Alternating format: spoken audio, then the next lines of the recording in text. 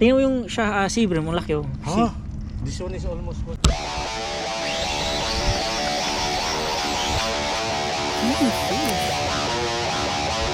Yan. Sherry. Isip.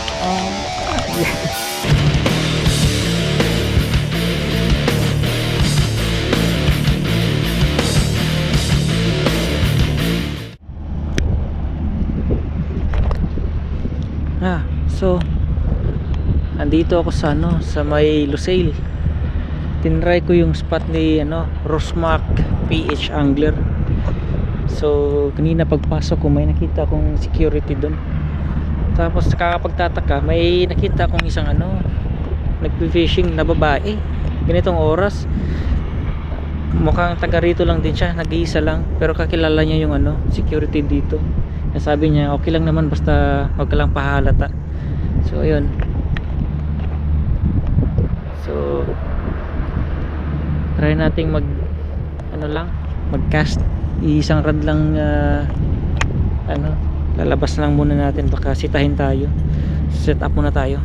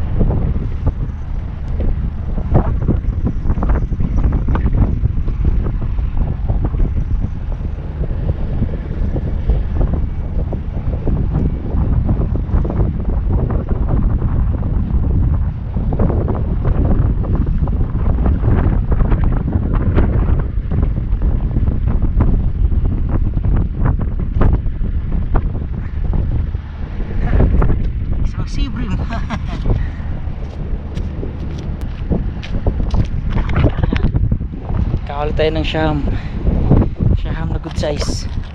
Ayun good size. Madilim nga lang pero adjust natin yung brightness. Good size na, ayos. Tanggalin natin sa hook.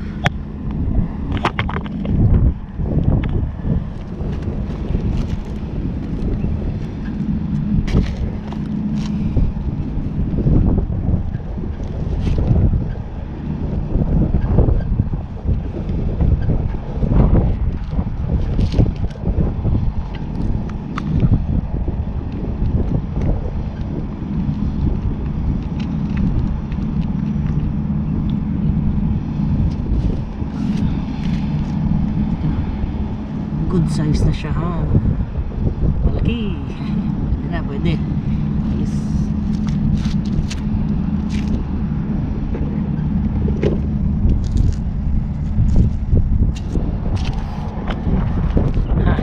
Sa wakas nakahuli na rin tayo kahit paano. Tagal-tagal din tayo hindi nakahuli ng size. Sige. Yung pala ang napain ko dito yung tawag ito, yung squid. Binigyan ako ng squid nung yung isang kaibigan natin doon. Binigay niya sa akin ito squid. Sabi niya squid daw yung mga kumakagat ngayon, hindi daw hipon. So ayun, effective nga Sige, hagis pa tayo ulit. Baka may kasama pa yan. Sige.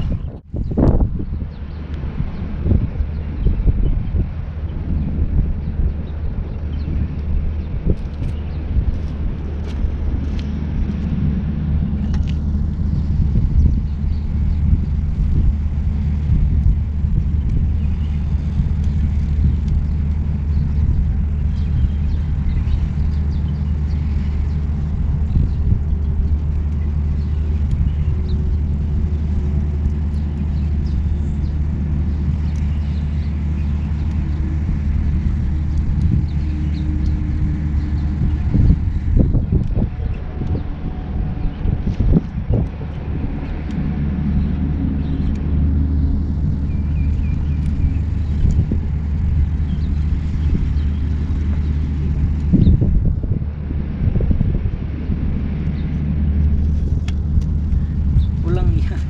Kinain yung live bait na ano. Crabs pala yung kumain. Lang yung crabs to. Akala ko may ano, dumaling malaking isda. Biglang may humila eh. Ganda ng place, ano? Oh, sir. Oo, tahimik lang. Ang ganda ng lugar. Oo nga. Ang ganda ng spot. Ilan dala mo, Brad? Lahat. Lahat. Oo. Bago lang ako naglabas kasi nakikiramdam pa ko eh. Oo, baka. Kasi nung ano, babae yun oh. Doon sa ano, bawal? Doon, kanina yung babae andyan sa ilalim ng tulay. Ah. Sinita siya ng ano, security. Tapos lumipat siya dito kasi kakilala niya ng security. Oo. Ano, nanonood din siya pala ng video natin sa ano, sa YouTube. Sabi niya, I know you, you're good vibes. I said, yeah. Ah, ba? Hindi ba Pilipino? Arab. Kanina pa, mas nauna pa yun sa akin dito. Alas 3, andito na, 3:30, andito na ako. Andito na din siya. Sabi ko, look. Babae. Sa'yo? Oo. Saka alin pa, nasan ba? Sabi ko, tatlo lang nila pasakuran. Wala akong dalang pang maliit, puro pang malalaki. Ang Oo. ganda nga ng huli. Oh, laki. Ano? Wala. 1 kilo yan.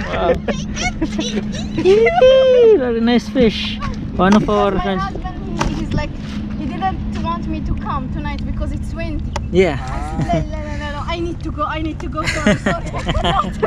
So then I decided to show him, like, Yeah. I got so many nice fish. Tingnan mo yung siya, sea bream, ang laki oh. Ah, this one is almost 1 kilo. Maybe more than. No, I don't. I catch by Sheraton, sea bream, like 1 kilo, 100 gram.